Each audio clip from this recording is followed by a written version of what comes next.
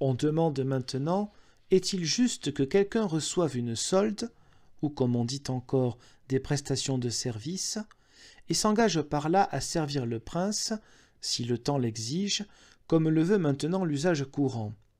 Pour répondre à cela, nous établirons des distinctions entre les militaires.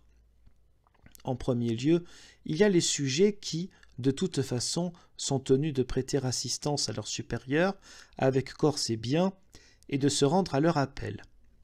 Cela concerne tout particulièrement les nobles et ceux qui ont reçu des fiefs de la part de l'autorité, car les biens que possèdent les comtes, les seigneurs et les nobles ont été distribués et donnés à fief autrefois par les Romains et par l'empereur romain. Pour que leurs détenteurs se tiennent en permanence en armes et à la disposition, l'un avec tant de chevaux et d'hommes, l'autre avec tant, selon que leurs biens leur permettaient d'en fournir. Ces biens étaient la solde pour laquelle ils étaient engagés. C'est pourquoi aussi on les appelle des fiefs et c'est pourquoi ces charges pèsent toujours sur eux. Ces biens, l'empereur les a rendus héréditaires. Tout cela est juste et excellent dans l'Empire romain, c'est-à-dire le Saint-Empire romain germanique.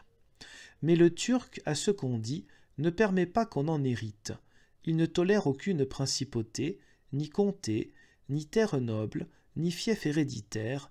Il dispose et distribue comme il veut, quand il veut et à qui il veut. C'est pour cela qu'il possède, au-delà de toute mesure, de l'or et des biens, et qu'il est en fait le seigneur du pays, ou plutôt un tyran. C'est pourquoi les nobles ne doivent pas penser qu'ils ont reçu gratuitement leurs biens, comme s'ils les avaient trouvés ou gagnés au jeu. La charge qui pèse sur eux et leur devoir de vassal montrent clairement d'où et pourquoi ils les ont. Ils leur sont en fait prêtés par l'empereur ou le prince, non pas pour mener joyeuse vie et en tirer vanité, mais afin qu'ils soient préparés et armés pour la lutte, en vue de protéger le pays et maintenir la paix. Et lorsqu'ils se vantent de devoir entretenir des coursiers et servir les princes et les seigneurs, pendant que les autres jouissent du repos et de la paix, je réponds « Eh, mes chers, qu'on vous soit reconnaissant, vous avez votre solde et votre fief, par là, vous êtes établis en vue de cette fonction et vous la prenez bien payée. Les autres n'ont-ils pas aussi suffisamment à faire pour leurs petits biens? Ou bien êtes-vous les seuls à avoir du travail? Et pourtant votre fonction est rarement utilisée, alors que les autres doivent être pratiquées chaque jour. Si tu ne veux pas ou si tu estimes que c'est trop difficile et disproportionné, renonce donc à ton bien. On en trouvera d'autres qui le prendront volontiers et qui feront en échange ce qu'il faut. C'est pourquoi les sages ont résumé et réparti toutes les œuvres humaines en deux catégories, agriculturam et militiam, c'est-à-dire agriculture et armée, ce qui est une répartition tout à fait naturelle. L'agriculture doit nourrir et l'armée doit défendre. Ceux qui exercent une fonction défensive doivent tirer leur redevance et leur nourriture de ceux qui occupent une fonction nourricière, pour qu'ils puissent assurer la défense. En revanche, ceux qui sont dans la fonction nourricière doivent recevoir protection de ceux qui occupent une fonction défensive, afin qu'ils puissent assurer la nourriture.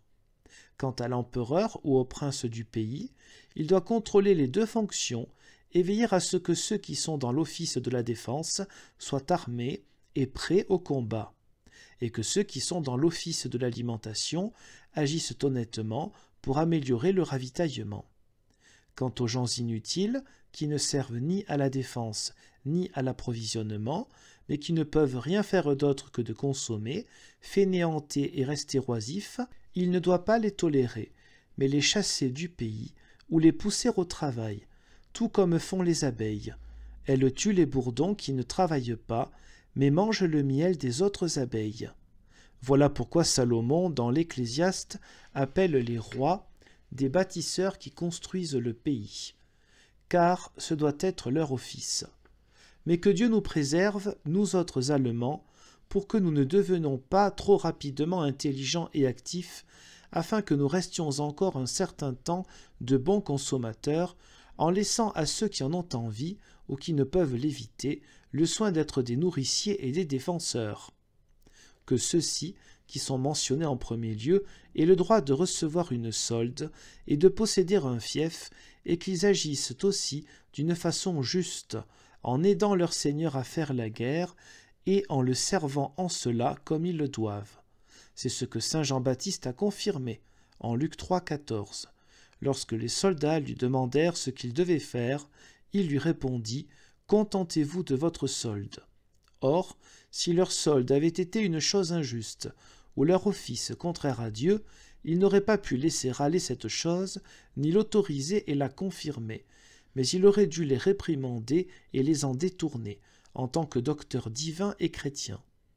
Et ceci répond à ceux qui, par délicatesse de conscience, encore que ce soit chose rare en ce moment parmi ces gens, font valoir qu'il est dangereux, par intérêt pour les biens temporels, d'embrasser une telle fonction qui ne consiste en rien d'autre que de répandre le sang, tuer et causer toutes sortes de souffrances à son prochain, ainsi que les faits de guerre en sont coutumiers. Ils doivent faire savoir à leur conscience qu'ils n'exercent pas cet office par curiosité, plaisir ou contre leur gré, mais que c'est un office qui vient de Dieu, et qu'ils doivent à leur prince et à Dieu de l'exercer. Et puisque c'est un office juste et ordonné par Dieu, il a droit à sa solde et à son salaire, comme le Christ le déclare en Matthieu 10, 10, l'ouvrier est digne de son salaire.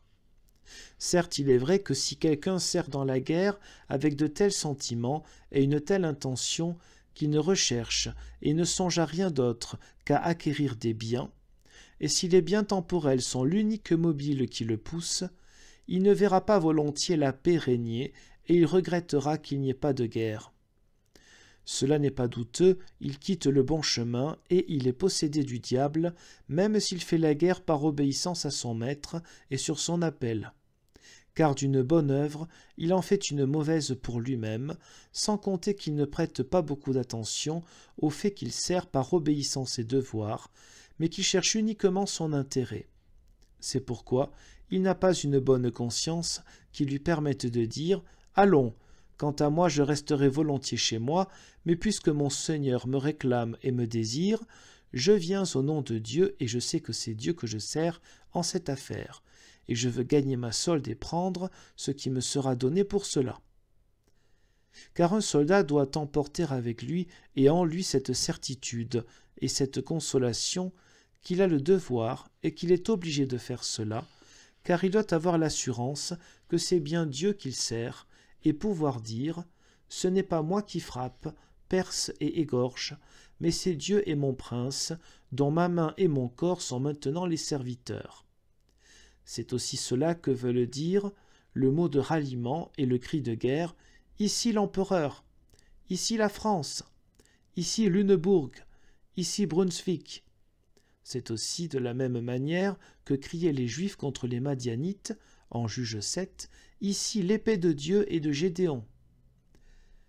Un tel avare corrompt d'ailleurs aussi bien toutes les autres bonnes œuvres.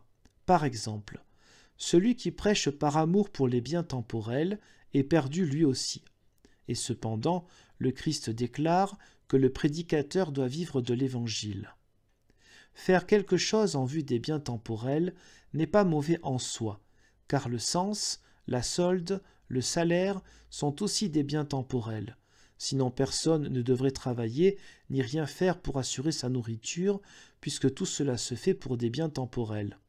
En revanche, être avide de biens temporels et en faire un mammon sont des choses injustes partout et dans toutes les conditions, dans tous les offices et dans toutes les œuvres. Renonce à la cupidité et à toute autre mauvaise intention, et ainsi ce ne sera pas un péché de faire la guerre, alors prends ta solde et ce qui te sera donné. C'est pourquoi j'ai dit plus haut que l'œuvre en soi est juste et divine, mais que si la personne est injuste et n'en use pas justement, elle devient alors également injuste.